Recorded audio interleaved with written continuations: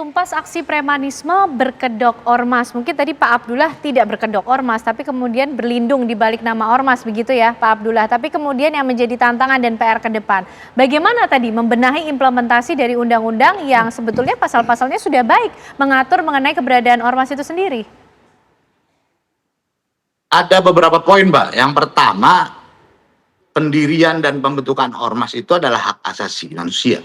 Yang kedua, pembinaan terkait ormas itu bagi saya wajib dan itu bisa dilakukan oleh Kemendagri. Tapi pertanyaannya, dengan 500.000 sekian ormas tersebut, pembinaannya anggaran dari mana? Begitu. Ketiga, ketika pendirian ormas itu diajukan, sebenarnya mereka harus menyampaikan anggaran organisasi tersebut berasal dari sumber mana dan mana. Oleh karena itu, sehingga bisa dipertanggungjawabkan tindakannya, terukur begitu Pak. Bisa dipertanggungjawabkan ketika ormas tersebut berjalan, dananya asalnya dari mana, dan goals pendirian ormas itu jelas. Dan ketiga, melibatkan semua pihak, Mbak. Tidak hanya pemerintah, kepolisian, penegak hukum, semuanya harus berkolaborasi.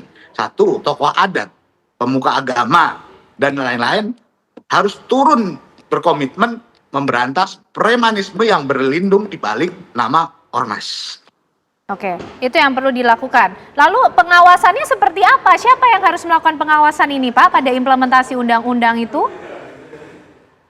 Kalau dari kita, Kemendagri yang harusnya melakukan pengawasan. Kalau Komisi 3, saya di Komisi 3 tidak bisa melakukan pengawasan terkait pendirian ormas. Ketika ada pelanggaran hukum, kita kawal tuntas agar pelaku pelanggaran hukum tersebut bisa dipertanggungjawabkan. Oke, baik. Pak Anton, pembinaan semacam apa yang efektif kemudian untuk mengembalikan peran dan fungsi ormas sesuai dengan undang-undang yang telah mengaturnya? Termasuk perlukah dilakukan audit terhadap ormas-ormas ini yang jumlahnya begitu banyak di Indonesia, Pak Anton? Saya kira pembinaan itu bisa tumpang sari ya, karena fungsi pembinaan itu ada di Pemda, di Kesbang, ada di Polri juga, ada di Binmas, ada di TNI juga, ada di Binter teritorial. Jadi ini bisa dibagi-bagi, dan memang dari sini perlu ada revitalisasi. Dan kalau untuk audit ormas, memang di sini apabila ada ormas-ormas yang overlapping atau overacting gitu kan, ini juga perlu sebuah tindakan yang tegas. Jangan sampai nanti ada kesan bahwa negeri NKRI ini adalah negeri yang barbar gitu kan. Jadi perlu bagaimana baik secara administratif maupun secara hukum. Kalau administratif kan Pemda yang melakukannya dari Kesbang, sudah dibekukan saja misalkan kalau memang yang overlapping. Namun ini pun juga harus di backup dengan peraturan daerah gitu, bahwa apabila ada ormas yang begini akan begini. Jadi jangan tanpa dasar dan tanpa landasan. Karena justru sekarang pembubaran ormas itu bedanya Undang-Undang tahun 2013 dengan Undang-Undang 16 tahun 2017 itu. Kalau dulu kan pembubaran ormas itu lewat pengadilan, tapi sekarang pembubaran ormas itu bisa langsung sepihak dilakukan oleh pemerintah. Nah ini kan bisa jadi alat, dan untuk audit atau ya untuk lebih merampingkan, mengecilkan, saya kira memang perlu, karena banyak juga di antara 5.500 itu adalah ormas-ormas yang memang tidak aktif dan memang stigma di masyarakatnya itu meresahkan.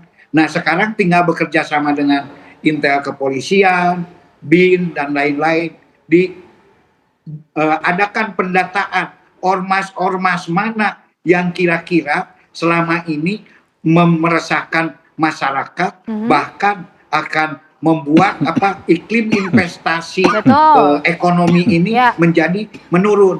Nah, apabila sudah ada data ini, tegur saja secara tertulis. Saya kira apabila ada teguran baik dari kepolisian atau dari Pemda, ormas itu sendiri akan ketar-ketir gitu kan. Dengan teguran tertulis sudah cukup efektif, Pak Anton? Perlu ada satu tindakan tegas. sebelum kita dibentuk Satgas Anti Preman. Dan kalau Satgas Anti Preman itu kan itu jalan terakhir lah. Yang paling utama ini sekarang justru pendataan mana saja ormas-ormas yang dianggap meresahkan masyarakat dan akan menurunkan tingkat investasi ekonomi itu harus segera didatakan dan segera diberikan sebuah teguran keras. Itu sebetulnya yang kemudian harus diantisipasi. Yang akurat yang pernah mereka lakukan dan tidak usah ragu-ragu, lakukan saja tindakan tegas. Tidak perlu ragu-ragu. Ya, tidak perlu ragu-ragu, apalagi negara, Pak Trubus, yang tentunya memiliki wewenang untuk mengatur bagaimana keberadaan ormas. Harus diatur seperti apa lagi, Pak Trubus, sehingga negara tidak kalah dengan aksi premanisme. Ada juga mungkin contoh positifnya dari Gripjaya sudah mengatakan tindakan tegas, kemudian mengatakan itu bukan anggota ormas kami dan tidak akan memberikan bantuan hukum terhadap mereka. Sebetulnya dari ormas-ormas itu sendiri juga kah yang perlu melakukan penindakan tegas, tapi bagaimana negara juga hadir? Iya, menurut saya ini yang harus dilakukan adalah tindakan tegasnya ormas itu sendiri dalam terhadap anggota-anggotanya. Artinya kalau anggotanya ini yang menyimpang, ya mereka ada sanksinya. Artinya ada sanksi internal yang dibuat di dalam ormas itu. Itu yang justru lebih efektif? Lebih efektif, karena mereka kan lebih, bagaimanapun juga seorang anggota kan patuh kepada ini kan, kalau patron klien teorinya kan seperti itu. Nah, sekarang kalau negara, apa fungsi negara? Negara itu kalau misalnya ada persoalan yang terkait dengan finansial atau apa, negara memberi semacam support ke situ. Artinya memberikan pendampingan, advokasi sampai ke mereka yang punya potensi-potensi, misalnya talenta-talenta bagus, ya mereka dipekerjakan, dicarikan pekerjaan. Jadi penciptaan lapangan pekerjaan juga ke ujung-ujungnya, Mbak.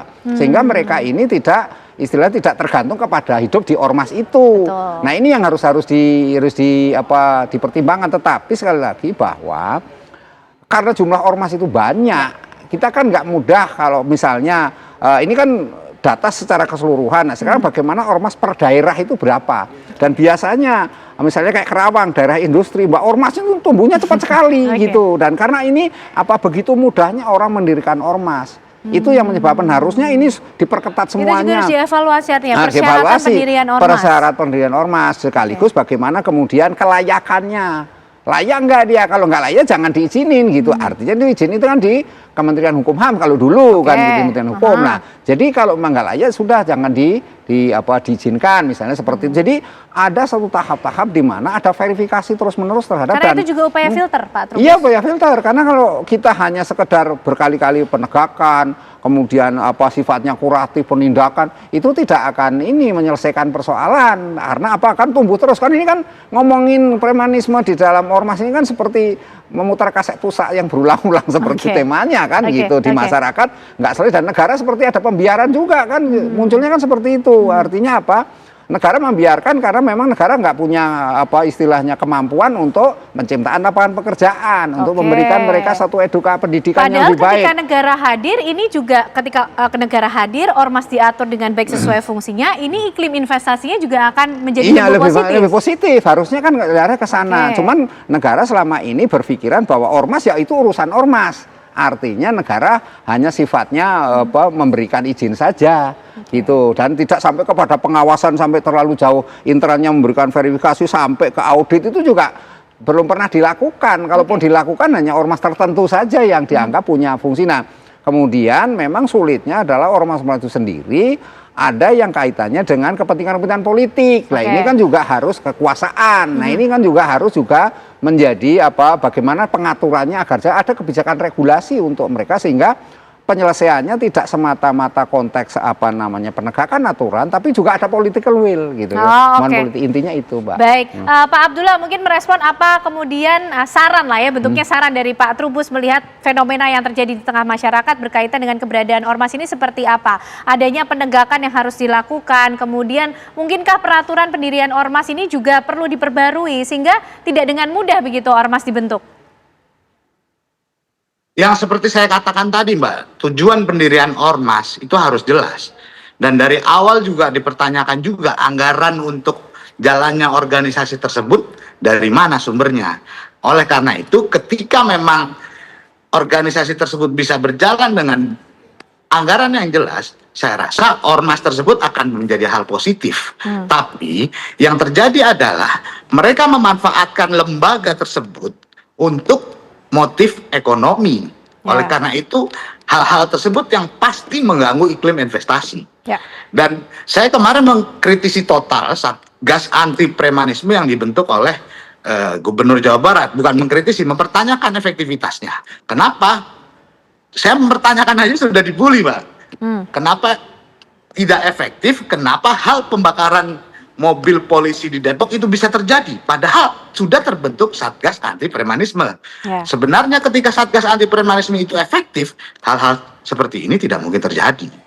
Oke, baik Pak Abdullah, terima kasih. Pak Anton Carlian, terima kasih. Pak Trubus juga terima kasih. Malam hari ini sudah membahas bagaimana kemudian evaluasi yang perlu dilakukan terhadap kehadiran ormas-ormas ini di tengah masyarakat, sehingga tidak lagi menjadi ancaman, tapi justru bisa menjadi mitra masyarakat sesuai dengan fungsinya, melakukan fungsi pemberdayaan masyarakat. Terima kasih semuanya, sehat selalu Bapak-Bapak semua.